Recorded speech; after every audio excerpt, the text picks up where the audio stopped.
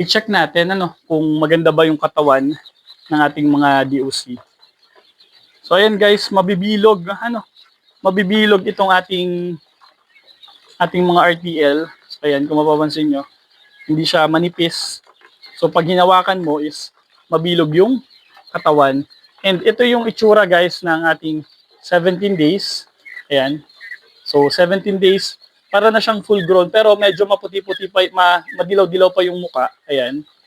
So madilaw-dilaw pa ng konti yung muka. So yan yung maaalis pa sa kanila as time pass by habang lumalaki yung ating mga pugo.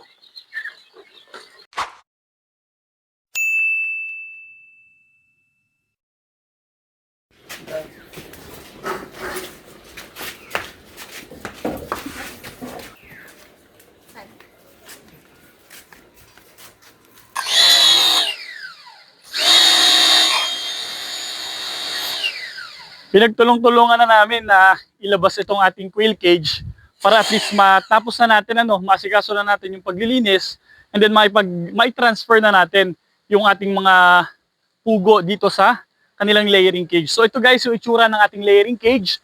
Meron siyang catcher, yan yung egg catcher, and then itong bawat layer na ito is 10 feet by 2 feet, and then ang kasya dito is nasa around 200 na pugo. So pero pwede nyo pa rin tingnan kung sikip ba yung 200 na pugo dito or tama lang ba yung 200 na pugo. So nasa sa inyo pa rin yan kung ayaw nyo nang sobra talaga yung pagiging siksikan. Pero kayang i-maximize yung space na to for 200 heads. Tatandaan nyo na importanteng malinis yung inyong quail cage bago kayo magsalang ng mga pugo. Bakit? Kasi factor din yan sa pagkakasakit. Pwede kasing magkasakit talaga yung mga pugo nyo kapag madumi yung inyong quail cage. So, isipin nyo na lang din yung pugo na ilalagay nyo dito kung gusto nyo maging healthy. So, napakaganda na rin ngayon ng paraan ng paglilinis. Hindi kagaya noon na mano-mano namin ibinabrush itong ating kulungan. Ngayon kasi, pwede na tayong gumamit ng ganitong mga pressure washer. So mas madali, mas maaluwan yung proseso ng paglilinis natin.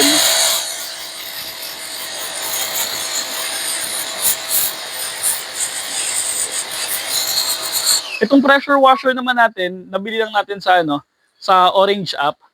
And hindi naman ganun kamahal itong presyo nito. Kaya tingin ko, as a beginner, kailangan mo to. Isa sa pinakamagandang investment na pwede mong gawin kapag nag-start ka ng pag-aalaga ng mga pugo.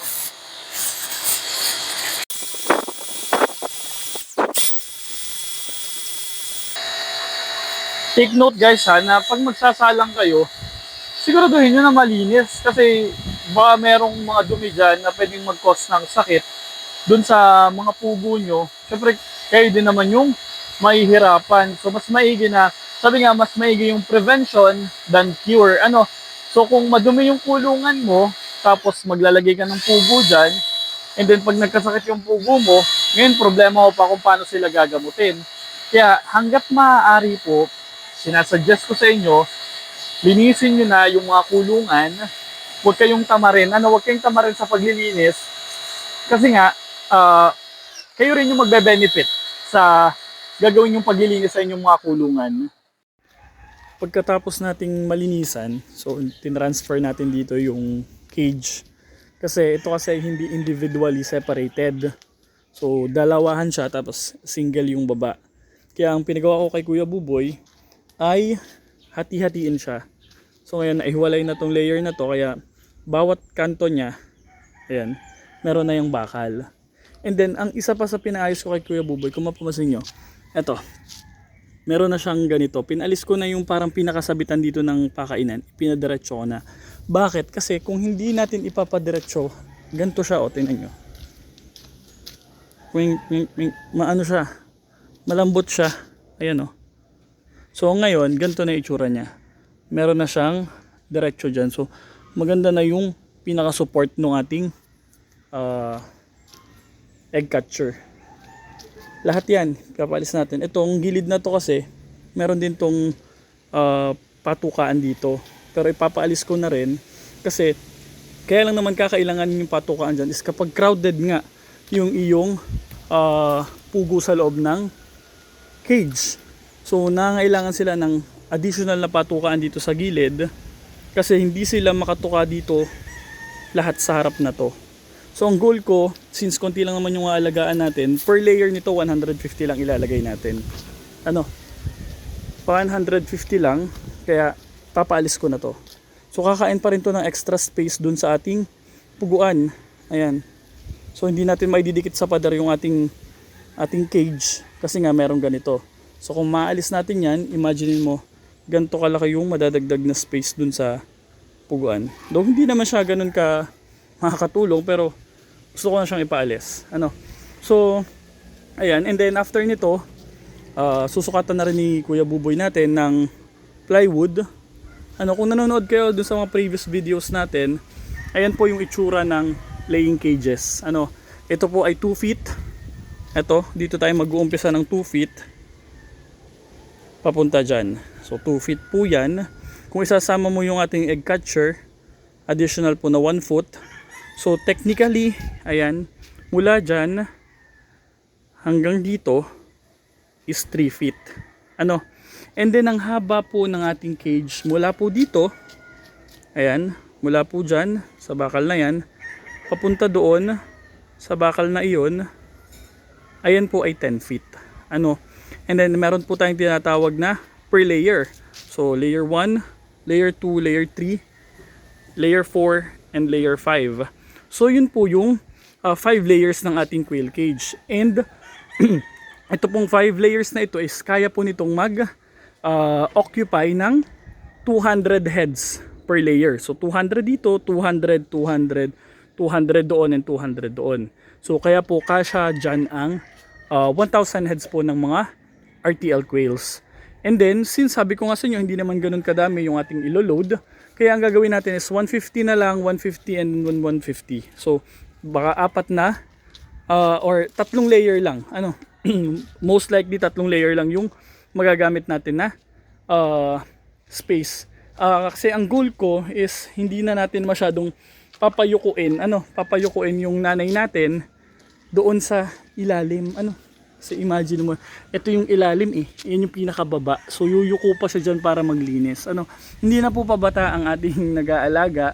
Kaya ang goal natin sana is yung mas madali na lang para sa kanya. Kaya hanggat maaari dun lang tayo sa 3 layer doon sa 3 layer lang para hindi siya yuko na yuko. Pero kung naandito naman, ayan, okay lang din naman sa kanya. Pero kasi imagine mo kung hanggang dun sa sahig na yun yung mga ipot, kasi saudan pa rin ang ipot yung part na yan yan part na yan. So mahihirapan na siyang yumuko. So yung siguro kung paminsan-minsan o hindi niya mararamdaman, pero araw-araw niya kasing gagawin ng paglilinis ng puguan. Kaya hanggat maaari, iniiwas ko siya doon sa mga pwedeng magkaroon or mag-cause ng pananakit ng kanyang likod. Kung tutuusin, ayoko na nga sana siyang mag-alaga nito, pero gusto niya pa rin. So kaya tuloy-tuloy gusto niya. So ayun. So ayan guys, yan yung update natin dito sa pagre-renovate, paglinis, kaya nga ay pag-rehabilitate natin ng ating quail cage na ito. Sana may mga natututunan kayo sa mga videos natin. Ang egg catcher natin, ayan guys, ito po ay, ang butas nito ay, hindi ako nagkakamali, is 1/2 inch. And then ito pong butas nito is 1 inch po. Ito 1/2 inch, 1 inch. So itong ibabaw naman, ganun din. Ito po ay 1/2 inch din na plastic screen. Ito kasi ay steel matting So ito po kasing cage na to, hindi kami gumawa nito. Ito yung mga naunang quail cage na pinabuo natin sa Don Eman Puguan. And eventually guys, after 5 years, kita nyo, nung nalinisan namin ni Kuya Buboy, eto na siya. Parang bago pa rin. Though may mga kalawang siya, pero yung quality yung paggagamitan, ganun pa rin siya kasi meron din siyang steel matting dito. Ayan kita nyo ba yan? So hindi talaga siya madaling masisira. Sabi ko nga sa inyo, nasa pag-iingat nyo rin naman yung mga quail cages na yan kung magtatagal o hindi. Kaya hanggat maaari, After nyong gamitin, linisan nyo na. No? Mag-invest na kayo sa paglilinis, tapos itago nyo na ulit siya. Kung hindi nyo pa loadan, at least kapag may time na pwede nyo siyang gamitin, maayos pa siya. Kung mapapansin nyo, nakaready na yung ating quail cage na pagtatransfera natin dun sa ating mga DOC to RTL. So currently, sila ay nasa kanilang 17 days na, and ang goal ko within today sana is mailipat na natin dito yung ating mga pugo para at least makabawas-bawas na tayo ng trabaho. Kasi pag nandito na sila, wala nang mga bubuksan dyan, yung painuman lahat nasa labas na. So yun yung isa sa magiging madali ng paraan ng pag-aalaga natin. And kung mapapansin nyo, naglagay tayo ng bagong sapin. So bago po yung ating mga plywood na inilagay dito na magiging sahudan ng ating mga ipot. Bakit po plywood yung gamit ko? Kasi mas madali siyang sumipsip ng moisture. Unlike kasi pag plastic yung ginamit natin na sahod sa ipot, though it will last talaga for a lifetime. Ika nga, hindi naman nabubulok. Pero kasi kapag basa yung ipot ng mga pugo mo, ang chances kasi nandun lang din yung tubig. Mababasa yung sapin, and then hindi siya matutuyo. Pag naglinis ka ng ipot ng pugo, alam mo yun, para siyang magdadamusak, maglalagkit yung mga ipot. Unlike kapag nasisipsip kahit paano yung moisture, buo na naaalis yung mga ipot. And syempre kapag ganun, less din yung baho. Yun yung pinaka magandang effect kapag yung ating sahod sa ipot is nakakasipsip ng moisture po ng mga ipot. So, ito transfer natin.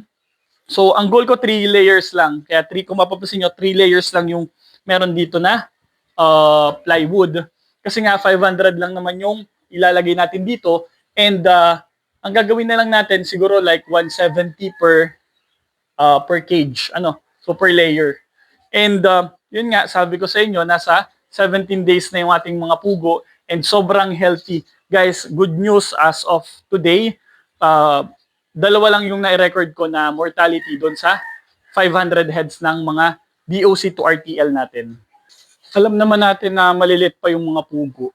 Kaya ito, kung mapapasin nyo, itong green screen na to, ihaharang ko muna siya dito sa sa butas para hindi makalusot yung mga pugo kapag nilagay natin dito. So yun, lalagay nyo lang siya dito, kasi kikable tie nyo lang siya. Ganun din dito sa baba. Ito, mapapasin nyo. Kahit maliit na yung butas niyan, kasi maliliit pa rin naman yung mga pugo, so may chances talaga, yung tendency nito, mas lulusot sila dito kasi lagi silang nakadapa, ganyan. So gagapang yan hanggang sa mahulog na yan dito. And then kapag nahulog na yan lahat, susunod-sunod na yan. And then mangyayari doon, huhulihin mo pa.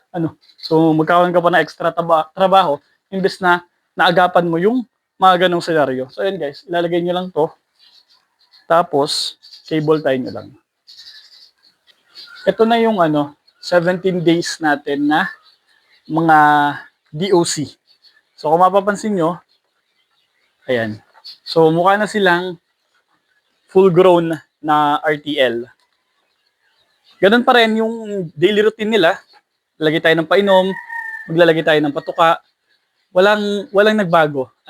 Ang kagandahan lang, sobrang minimal ng ating mortality. Bakit? Kasi imagine mo 500 heads ito and dalawa lang yung na-record ko na namatay dito sa ating mga DOC. So yan yung goal natin, mai-transfer, mailipat natin doon sa ating laying cage. Doon na natin sila sasagadin ng kanilang 25 days hanggang sa maging mangitlog na sila. So ayun. I-check natin kung maganda ba yung katawan ng ating mga DOC. So ayan guys, mabibilog itong ating mga RTL. So ayan, kung mapapansin nyo, hindi siya manipis. So pag hinawakan mo is mabilog yung katawan. And ito yung itsura guys ng ating 17 days. Ayan. So 17 days, para na siyang full grown, pero medyo maputi-puti pa, madilaw-dilaw pa yung muka. Ayan. So madilaw-dilaw pa ng konti yung muka.